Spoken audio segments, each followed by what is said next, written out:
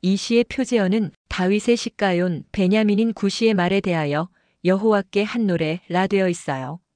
시가요는 슬픔의 노래라고 하는 음악 용어예요. 그 당시 다윗에게는 어떤 슬픔이 있었을까? 표제어에 등장하는 베냐민 사람 구시는 사울 왕과 같은 베냐민 지파 사람으로 사울의 신뢰를 얻었고 다윗을 음해하며 사울과 다윗 사이를 이간질했어요. 처음엔 사울이 다윗을 너무 예뻐했고 항상 곁에 두고 싶어서 자기 딸을 주어 사위로 삼아요. 하지만 구시 때문에 사울이 악인의 꾀에 빠져요. 겉으로 볼 땐 친척이요 왕에 충직한 신하지만 영적으론 사울과 나라를 망쳐놓은 마귀예요. 결국 사울 왕은 구시의 거짓에 속아 다윗을 죽이려 하였고 다윗은 살기 위해 도망쳤어요. 바로 이런 상황이 이 시의 배경이에요.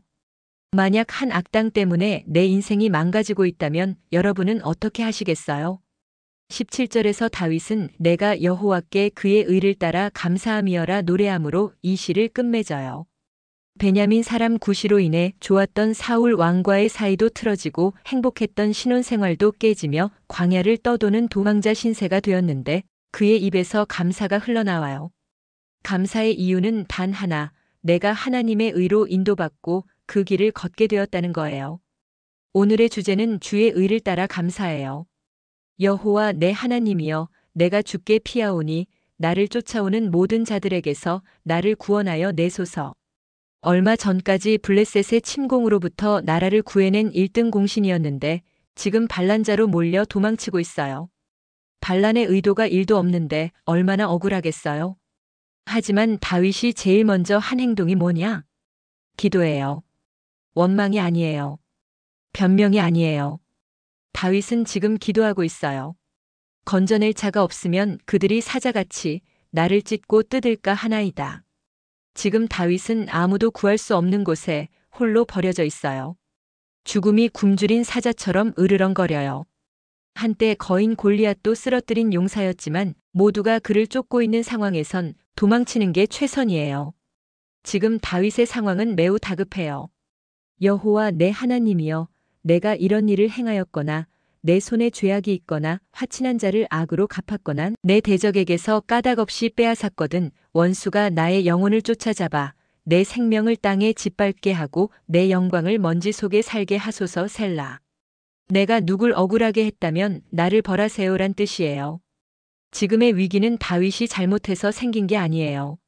말씀을 묵상하고 주의 의의 길로 걸어서 생긴 거예요. 그래서 마귀한테 미움을 받아 지금 이 어려움을 당하고 있는 거예요. 여호와여, 진노로 일어나사 내 대적들의 노를 막으시며 나를 위하여 깨소서. 주께서 심판을 명령하셨나이다. 다윗이 느끼기에 마치 하나님이 지금 주무시고 계신 것 같아요. 그래서 하나님, 이제 잠에서 깨어 나를 위해 행동해 주세요라고 기도해요. 나쁜 상황이 도무지 안 바뀌니까 아주 답답한 거예요. 그런데 그 다음 말에서 반전이 일어나요. 명령하셨나이다. 사바의 시제가 완료형이에요. You has commanded. 주께서 이미 명령하셨나이다란 뜻이에요. 하나님, 저들을 심판해 주세요가 아니라 하나님께선 저들을 이미 심판하셨나이다라는 거예요. 내가 비록 지금 쫓겨다니며 도망치고 있지만 하나님께선 이미 적들의 파멸을 확정해 놓으셨다는 거예요. 이건 이미 이긴 싸움이에요. 지혜롭게 현재의 위기를 빠져나가기만 하면 돼요. 때론 생존이 우리의 미션이에요. 어려울 땐 살아남기만 해도 잘한 거예요.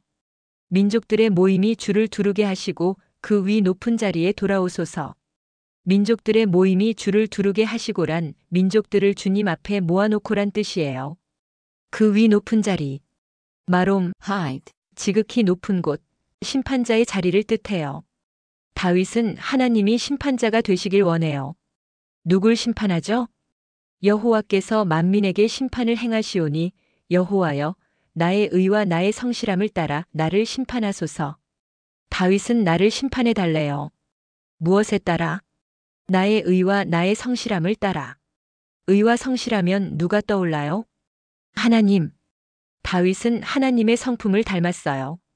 근데 사람들은 나를 반란자라 국가의 적이라 믿어요.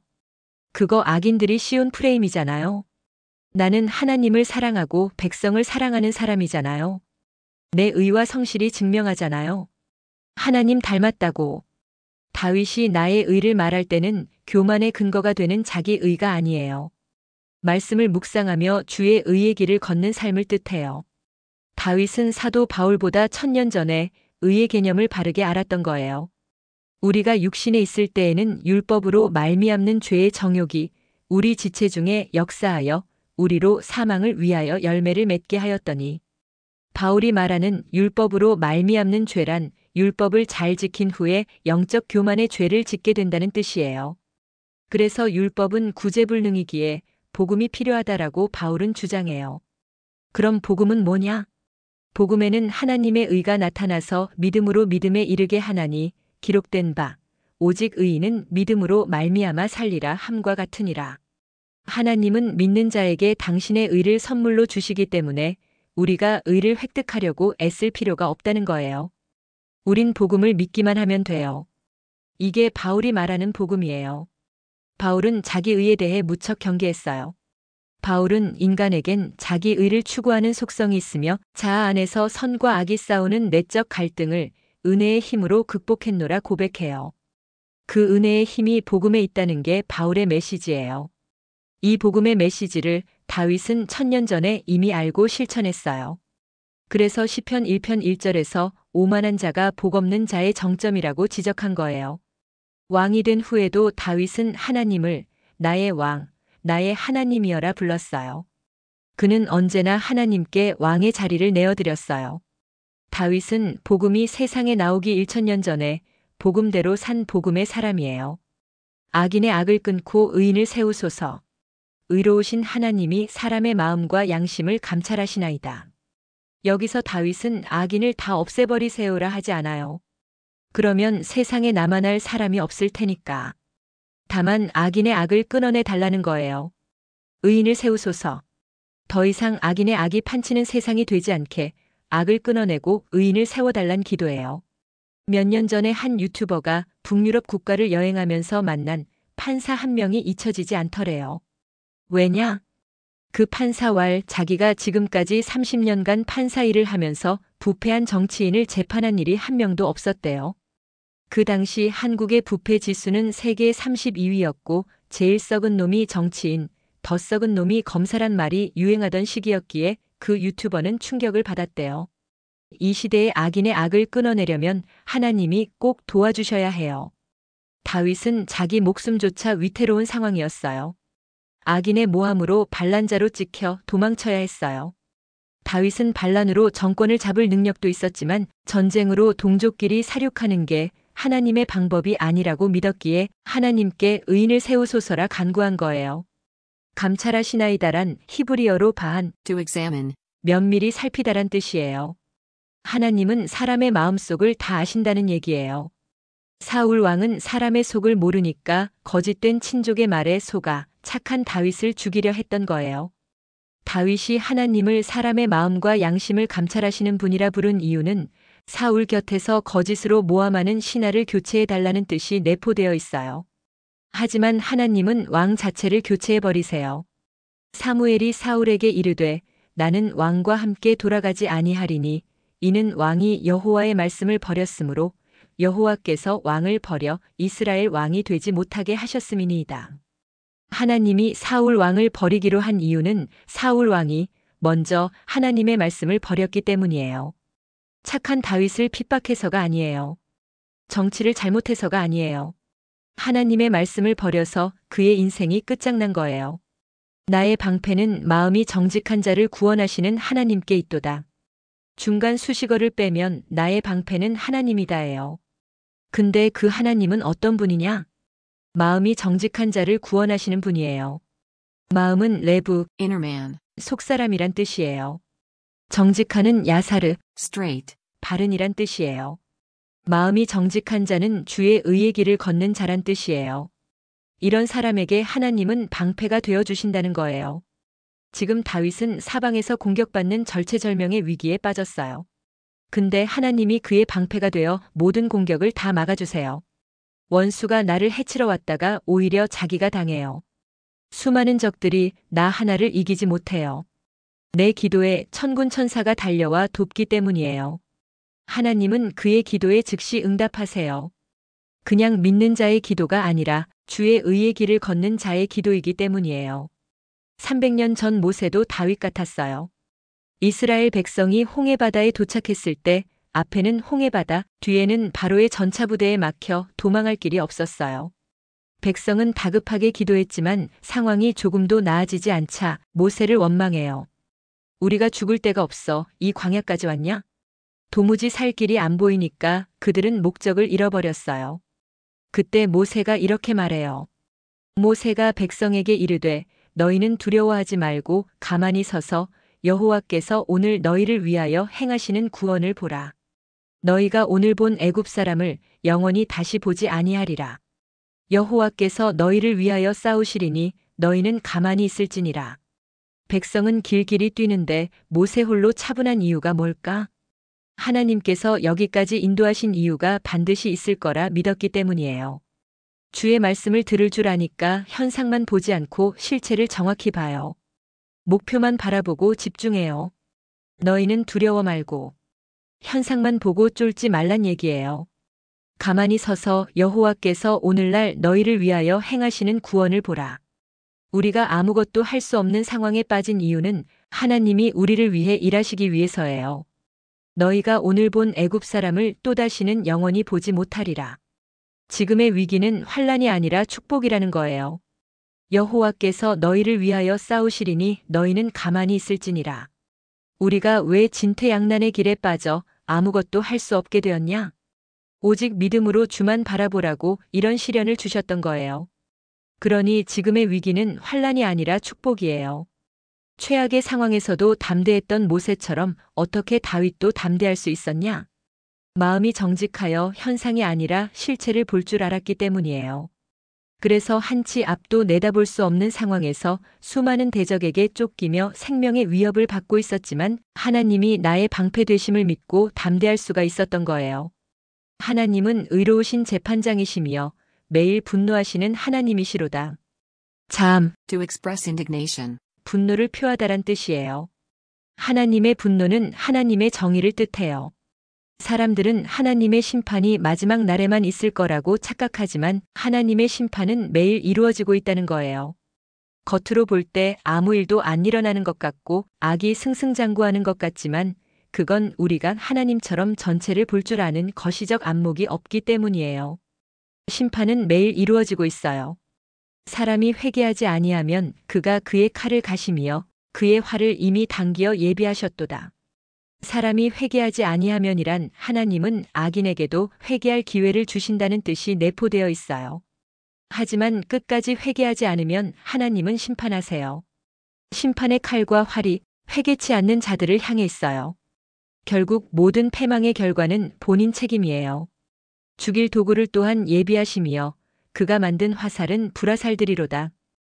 회개치 않는 자를 위해 하나님이 준비하신 무기가 불화살이래요. 불화살은 대개 야밤에 적진에 자고 있는 적들을 몰살시킬 때 써요. 왜냐하면 소량의 자산으로 적에게 더 광범위한 타격을 입힐 수 있기 때문이에요. 즉 불화살이란 단어 자체가 악인만 망하는 게 아니라 그 주변을 다 망하게 하는 하나님의 강력한 심판 의지를 내포해요. 악인이 죄악을 낳으며 재앙을 베어 거짓을 낳았도다.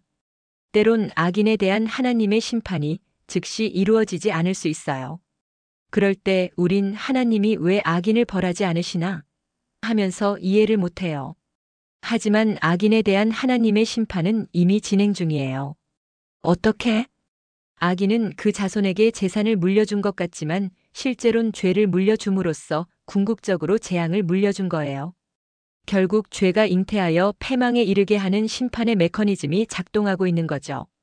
그가 웅덩이를 파아 만들기여 제가 만든 함정에 빠졌도다. 악은 자기가 파놓은 함정에 빠져요. 자신의 지혜가 자기를 멸망시키는 지름길이 돼요. 쌤통이에요.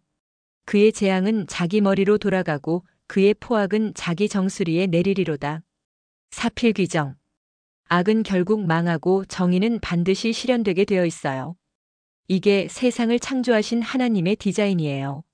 하나님이 살아계심을 믿으세요. 아직 실망하긴 일러요. 악은 망하게끔 설계하신 하나님의 디자인을 믿고 기다리세요. 내가 여호와께 그의 의를 따라 감사하며 지존하신 여호와의 이름을 찬양하리로다. 지금 다윗은 간신의 모함으로 왕한테 미움을 받고 도망치고 있어요. 생명이 위태로워요. 모든 게 부족하고 모든 게 없으며 모든 게 안 돼요. 감사할 게 하나도 없어요. 그럼에도 불구하고 하나님께 감사한대요. 도대체 왜? 다윗이 감사한 이유는 일이 잘 풀리거나 여건이 좋아서가 아니에요. 사울 왕이 빨리 죽고 곧 내가 왕이 될 것 같아서도 아니에요. 사울 왕이 죽으려면 아직 7년 더 있어야 돼요. 가야 할 길이 멀어요. 근데 뭐 때문에 다윗이 감사하고 있냐? 내가 여호와께 그의 의를 따라 감사하며 세덱 according to his righteousness. 내가 그의 의를 따를 수 있어서 감사한 거예요. 원수들의 험담과 적들의 공격이 멈춰서 감사한 게 아니에요. 상황이 나아져서 감사한 게 아니에요. 내가 주의 의의 길을 따라 걷고 있기 때문에 감사한 거예요. 그럼 그런 영적 만족만으로 충분한가요? 다윗은 자신의 현실적 부족을 무엇으로 채웠을까? 시편 23편을 읽으면 아름다운 그림을 상상하게 돼요.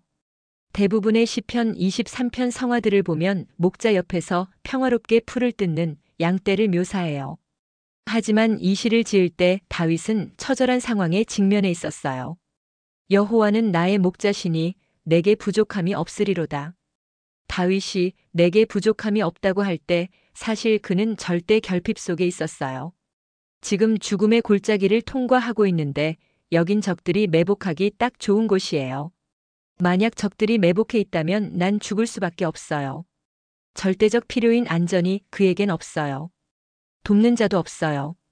몹시 긴장하고 두려워하며 계곡을 걷는데 저 앞에 한 목자가 양떼를 몰고 가고 있는 거예요. 양들은 죽음의 계곡을 가고 있어도 평온해요. 왜? 목자랑 함께 가니까. 여호와는 나의 목자시니 내가 어떤 길을 걷든지 안전하잖아. 이걸 깨닫게 하시려고 하나님이 나로 이 길을 걷게 하셨구나. 다윗이 깨닫게 돼요. 그래서 시편 23편을 여호와는 나의 목자시니로 시작하게 된 거예요. 양이 바보라서 평안한 게 아니에요. 목자를 신뢰해서 평안한 거예요. 그가 나를 푸른 풀밭에 누이시며 쉴 만한 물가로 인도하시는도다. 죽음의 계곡을 걷다 보니까 평소 좋은 시절엔 안 보였던 게 보여요. 목자가 푸른 풀밭 쉴 만한 물가로 인도하듯이 하나님이 언제나 날 인도해 오셨다는 사실이 깨달아진 거예요. 아파봐야 건강했던 게 얼마나 감사한지 깨달아지듯이 평범했던 지난 순간들이 감사하게 느껴져요. 다윗은 죽음의 공포 속에서 감사의 전율을 느끼기 시작해요. 내 영혼을 소생시키시고 자기 이름을 위하여 의의 길로 인도하시는도다. 내 영혼을 소생시키시고 감사를 회복하니까 마치 죽었던 내 영혼이 살아나는 것 같아요. 자기 이름을 위하여 의의 길로 인도하시는도다. 날 살리신 이유가 내 욕심대로 살라는 게 아니라 나로 하여금 주의 의의 길을 걸어 주의 이름을 나타내라고 살리신 거예요. 이렇게 다윗은 죽음의 계곡을 통과하면서 목자 되신 하나님을 만나고 감사를 회복하며 그 영이 살아나게 돼요. 비정상회담의 영국인 제임스는 에베레스트, 북극, 남극을 정복하고 위험한 여행을 즐겨요. 왜 그렇게 위험한 모험을 많이 했냐 물었더니 위험한 모험을 해야 내가 살아있다고 느껴요. 라 하더라고요. 우리가 다 그런 위험을 즐기는 DNA가 있는 건 아니지만 위험한 길을 걸을 때 확실히 더 기도와 감사가 나와요. 요즘 많은 유튜버들이 온갖 고생을 해가며 목적지에 도착해서는 기껏 라면 끓여 먹으면서 좋대요. 시편 7편 마지막 절에서 다윗은 내가 여호와께 그의 의를 따라 감사하며 지존하신 여호와의 이름을 찬양하리로다라 했어요. 우린 힘든 길을 걸을 때 찬양보다 걱정이 먼저 나오는데 어떻게 다윗은 험한 길을 걸으며 찬양할 수가 있냐? 그는 평소 말씀을 묵상했고 주의 의의 길을 묵묵히 걸어왔기 때문이에요. 비록 그 길은 험난할지라도 그 길엔 하나님이 계시고 또 내가 살아있음을 느끼게 되는 여정이에요. 그 벅찬 감격을 다윗은 찬양했어요. 이렇게 그의 시를 읽는 우리들은 주의 의를 따라 감사를 노래합시다.